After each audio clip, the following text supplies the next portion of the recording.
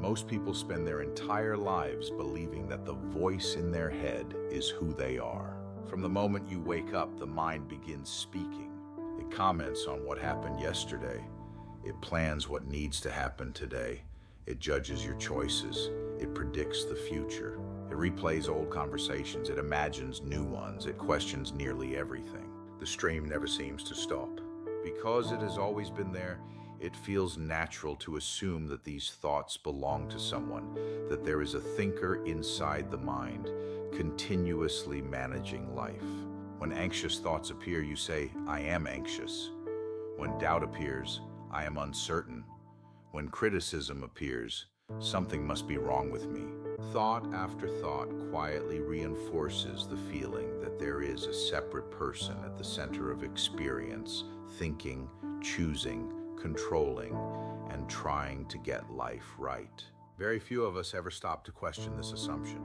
Not because we lack intelligence, but because we have never known anything else. Thinking has been so constant that it has become invisible, like the background hum of a room you've lived in for years. But what if the thinking itself isn't actually the problem? What if thoughts are simply appearing, as they always have? And what if the one who seems to own every thought, the one who believes these thoughts are me, is not as solid as it has always seemed? That possibility marks the beginning of one of the deepest shifts in awakening. Not learning how to think differently, but beginning to see that the thinking self may never have been what you truly are. If the thinking self is not simply a product of the mind, then where does it come from? This is where Chapter 2 takes us beyond what we explored in Chapter 1. Previously, we saw that ego is not an identity, but a contraction, a subtle tightening that gives rise to the feeling of a separate self. Now we go one step deeper. The thinking self does not begin with thought. It begins in the body, long before a belief exists, before an opinion forms, before a personal story is created. The body has already responded. The breath shortens almost imperceptibly. The chest tightens. The shoulders lift. The jaw hardens. The belly braces. The nervous system prepares itself for a world it unconsciously assumes must be managed. Only afterwards does the mind begin explaining what the body is already experiencing. The thoughts feel primary because they are the most obvious part of the experience. We hear them, we follow them, we argue with them, we try to replace them with better thoughts or more positive beliefs. But thoughts are not creating the contraction, they are describing it. The body contracts first, the mind gives the contraction a name. This is why the same event can produce completely different thoughts in different people. The thoughts themselves are not the cause. They are the interpretation arising from the state of the nervous system. When the body feels defended, the mind generates defensive thinking. When the body feels unsafe, the mind searches for danger. When the body braces against uncertainty, the mind becomes preoccupied with certainty. Thinking becomes an attempt to organize bodily contraction. It tries to predict what might happen. It analyzes what already happened. It imagines every possible future. It searches endlessly for the one answer that will finally allow the body to relax. But the relaxation never comes, not because the mind hasn't found the right answer, but because it has been solving the wrong problem. The nervous system continues recreating the conditions of separation. It continues behaving as though there is a separate me that must remain vigilant, protected, and in control. As long as those contractions remain, thinking continues to organize itself around them. This is why trying to stop thinking almost never works. You can interrupt a thought. You can replace one belief with another. You can quiet the mind for a while. But unless the contraction beneath the thinking begins to soften, the mind simply produces another stream of thoughts to explain the same underlying state. The thoughts are downstream, the contraction comes first. This is one of the deepest recognitions of Chapter 2. Separation is not primarily psychological. It is somatic. It is stored in the body long before it is explained by the mind. And when this begins to be seen directly, the relationship with thought changes completely. You stop treating every thought as reality. You begin recognizing it as the echo of a nervous system that has spent years rehearsing separation. The invitation is no longer to think differently. It is to become aware of the subtle contraction that thinking has been trying to explain all along.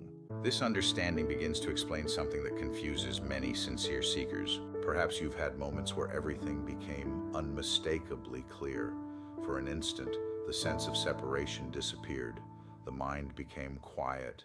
There was no struggle, no effort, no individual trying to control life, only awareness, only presence. Many people experience moments like this. They recognize, even if only briefly, that there is no separate self, that awareness is primary, that life is not divided in the way the mind has always imagined. And yet, a few days later, or sometimes only a few hours later, they find themselves worrying again, becoming defensive, feeling anxious, reacting to criticism, trying to control the future. The immediate conclusion is often painful. I've lost it. My awakening wasn't real. I've gone backwards. But Chapter 2 offers a far more compassionate understanding. Nothing has been lost. The body is simply continuing patterns that were established long before the insight arrived.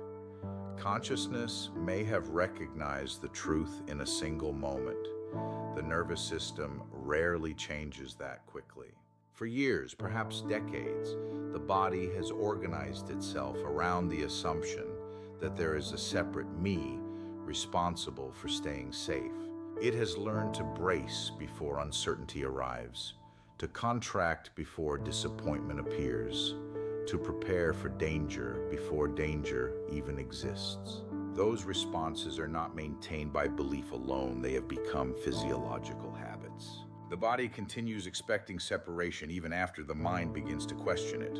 And because the body continues contracting, the mind continues producing thoughts that match those contractions. When the chest tightens, thoughts of threat appear. When the stomach braces, thoughts of uncertainty follow. When the jaw hardens, the mind searches for something to control. It can feel as though the thoughts are recreating the old identity. In reality, they are simply reflecting the state of the nervous system. This is why awakening often feels inconsistent, not because awareness comes and goes, but because the body is still learning that it no longer needs to organize itself around survival in the same way. The old contractions continue speaking through sensation. The mind simply translates those sensations into language. Seen this way, your recurring thoughts are no longer evidence of failure. They are evidence of conditioning gradually being revealed.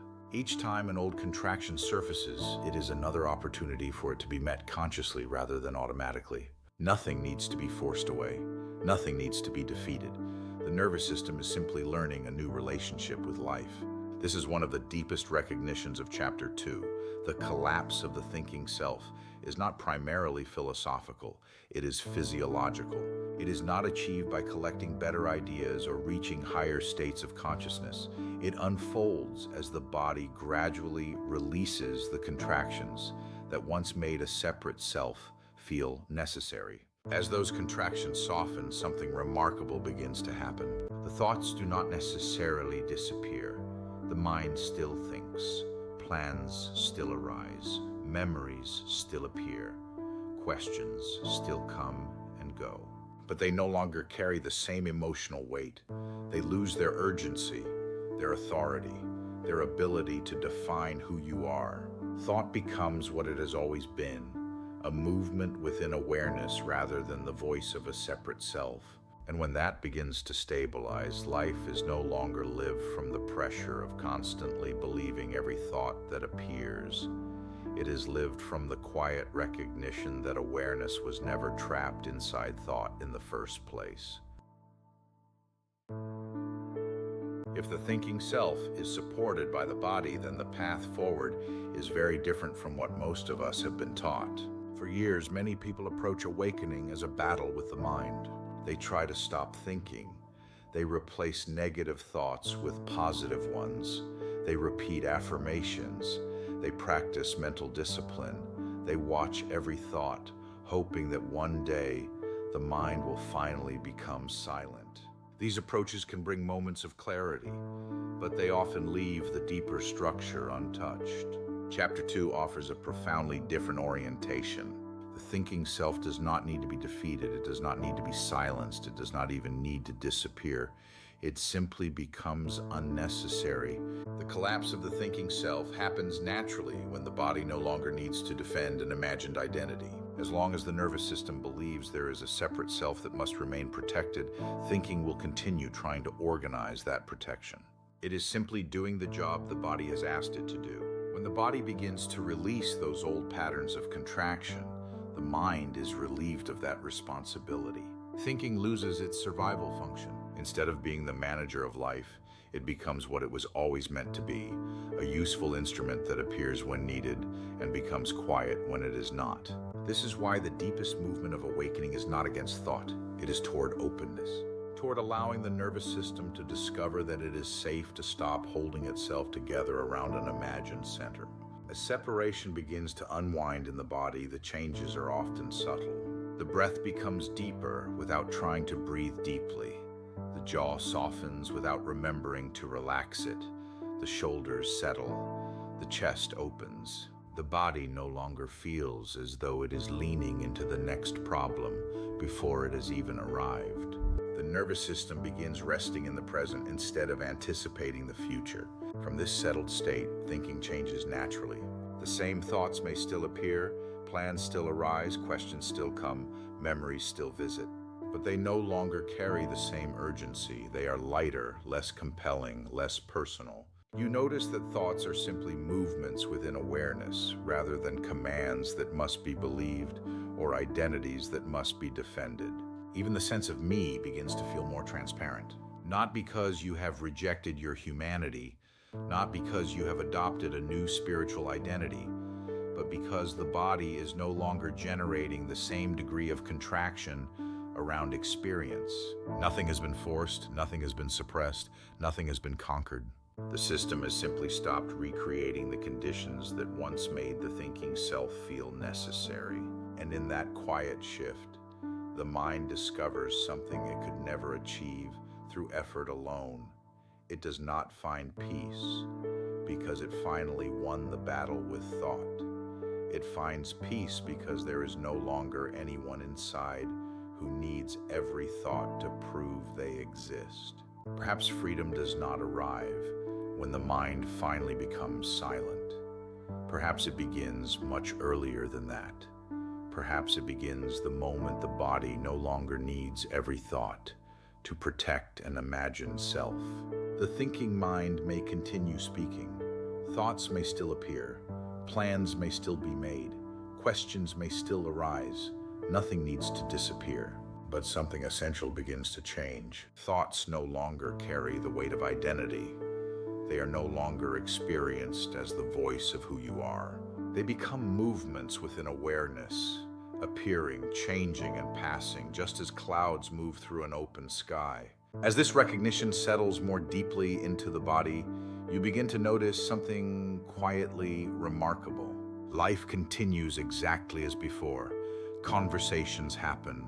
Work continues. Relationships deepen. Decisions are made. The ordinary rhythm of living remains.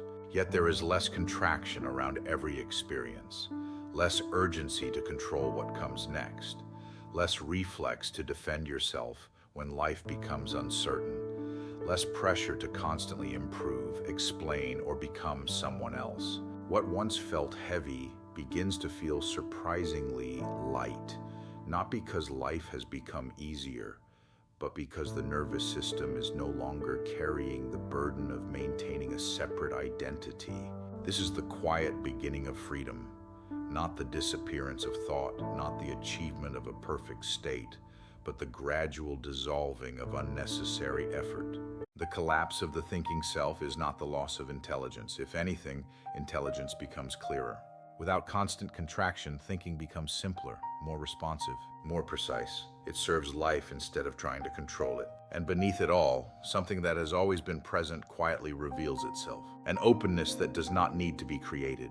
A stillness that was never absent. A presence that has remained unchanged beneath every thought, every belief, and every story. Long before the mind began telling the story of me, this openness was already here. And as the thinking self gently loosens its grip, you begin to recognize that what remains is not emptiness. It is the quiet, living presence that has been patiently waiting beneath the noise all along.